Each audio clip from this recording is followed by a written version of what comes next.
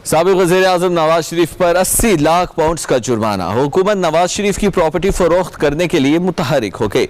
महकमा board of revenue ने नवाज शरीफ की जाती उम्रा रिहाइशगाह पर नोटिस आवेजा कर दिया और जाती उम्रा में वाक़ नवाज शरीफ के नाम ज़रिया राइजी को 19 नवंबर बरोज़ जुम्मा ऑक्शन की जाएगी।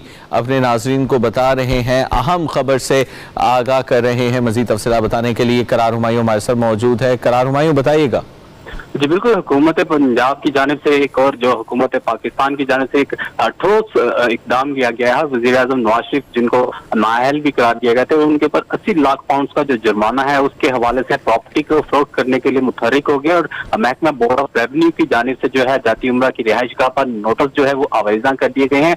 जबकि जाती उम्रा में जो नवाज शरीफ की नाम ज़रिया राजी है उसको फरोख्त करने के लिए 19 नवंबर को जुमे का दिन बनता है। उस दिन ऑक्शन करने के हवाले से रेवेन्यू डिपार्टमेंट की जाने से हमें इतलात मिल रही है कि महकमा बोर्ड ऑफ रेवेन्यू ने यह भी तस्दीक की है कि नैब लाहौर और नैब रावलपिंडी के अफसरान को इस नीलामी में शामिल करने की बाकायदा तौर पर दरख्वास्त कर दी गई है और जिसमें जाती उम्रा के लिए जो है खास तौर पर जो ज़रिया राजी है और 80 लाख पाउंड का जुर्माना है, इसकी बाजियाबी के लिए जो है हुकूमत की जानिब से ठोस इकदाम जो है वो सामने नजर आना शुरू हो चुके हैं। जी ठीक है, बहुत शुक्रिया करार, आप हमें तफसीलात से आगाह कर रहे थे।